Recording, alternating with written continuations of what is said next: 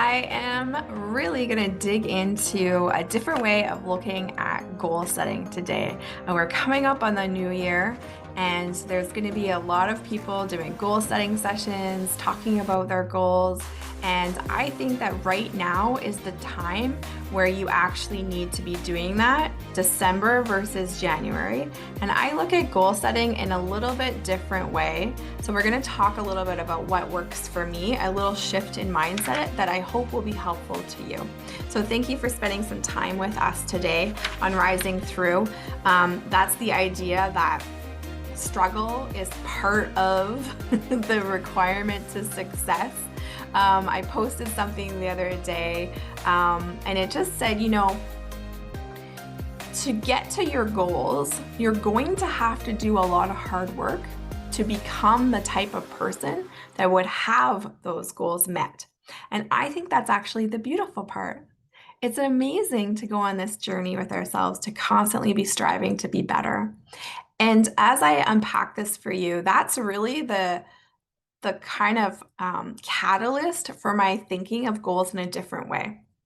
It's not that people that accomplish a lot of things have different goals than people that don't. It's often that they have different characteristics and different daily habits that make having those goals inevitable. And so I think writing your goals down is really important, but we talk about it too much. There's too much emphasis put on writing down your goals and not how to actually make your goals a reality. Because for a lot of people, they have goals. I talk to them, I talk to people and they have goals. They say, I want to build a big business. I want to be financially independent. I want to retire my spouse. I want to leave a legacy for my kids. But why don't they actually do it? Why don't they do it? And oftentimes, I think it's because of these two things that I'm going to go through with you. Number one is they don't establish who do they need to be so that those goals become inevitable in their life. Meaning, let's look at it a different way. We often hear people say, if you're wanting a spouse, write down all of the characteristics that you want your spouse to have. You want your spouse to be fit. You want your spouse to be big earner. You want your spouse to be compassionate. You want your spouse to be, a dog lover, whatever it is. But we don't take it a next step and say, all right, now who do I need to be so that that person, my ideal spouse, would actually want to date me? We have to actually be worthy, embody characteristics that would make that ideal spouse want to be with us. And I think that's the missing link a lot of times is we always think about the things we want, but we don't think about who do we need to be so that we would have that type of life. So establish that mentality. You need to evaluate yourself and think, who do I need to be so that the goal I have would just make total sense? That of course that goal has been met in my life. If you want to build a big business, who do you need to be so that you would have a big business? Does that make sense? So number one, establish the characteristics of the type of person that would have that goal met in their life. And then number two is measuring your daily actions against what would that ideal person choose in this moment to do.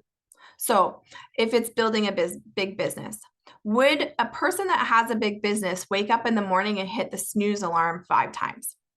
Would a person that has a big business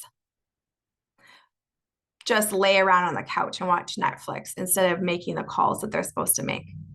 Would a person that has a big business allow life to become so busy, such a distraction, that they don't do the things required to keep their business going? No, they do it anyways. Everyone has life. Everyone has things. Everyone has crises. Everyone has all of these things competing for our time. And yet, for some reason, successful people figure out a way to do both. And I would challenge you that that is actually the bridge between where you are now and where you want to be. Establishing a DMO, the daily method of operation, so that you would inevitably have that goal that you want in your life. So again, if it's a big business, what are the steps required on a daily basis? And you just do them whether you want to or not. You just have to do it whether you want to or not. And too often as adults, we just choose not to do the things that we don't want to do. And I'm going to challenge you that you need to do more things in the next year that you don't want to do. Because if you want that goal, it's going to take doing some things that you don't want to do. It's going to take you becoming a different person. And that's the beautiful part. We stretch ourselves. I am not the person yet that will have all of my goals met, but I'm trying. I still on a daily basis have to ask myself that question, sometimes hour by hour. Oh, I'm feeling tired. Maybe I'm going to go take a break. No, did I do my daily method of operation? If I committed to call 5 people today, or I committed to do whatever it is that I believe moves my business forward, did I do it? Same with my parenting, same with my relationship, constantly evaluating how am I showing up and how can I show up more like the person I need to be so that I have the things in my life that I want. And I think that that is really the key that we often don't talk about enough. So as you're going through your goals for the next year, yes, have goals, but backwards engineer it and think, who do I need to become so that those goals are an obvious thing in my life? Of course, that person has it, right? Think about your friends and family looking at you and saying, of course she has a great business. Of course she has a great relationship. Of course she has a great relationship with her God, because she embodies the characteristics that make those goals an obvious thing that happen in our lives. So I don't know if that was helpful for you. If it was, please share it. If it was, leave a comment. Follow the podcast. That's the best way that you can support me. I would love to hear about what some of your goals are. Feel free to shoot me a message. Feel free to tell me what you're going to do this year, because oftentimes speaking it out is a big part of keeping ourselves accountable.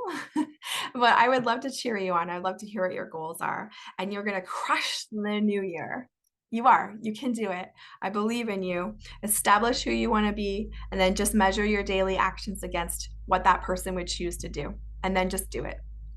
And then do it and do it and do it. And you're going to wake up at the end of this year, and so many things are going to be different in your life. You're going to be a better person. That's going to be the most important part. And a lot of your goals are just going to have come to fruition through that process. So I wish you the best. I hope this was helpful for you again. If it was, give it a share. If it wasn't, send me a message. And keep rising through. Thank you so much for listening. It's always an honor to have you spend some time with us. If you found this podcast of Rising Through valuable, please like, follow, and share it with someone that you think could benefit from it. That's the best way to give us the kudos, our guests the kudos, and it means a ton to us. If you have been thinking that maybe you want to connect further with me, maybe about the business that I'm in or anything in general, just please follow the links in the show notes, and I would love to get connected to you.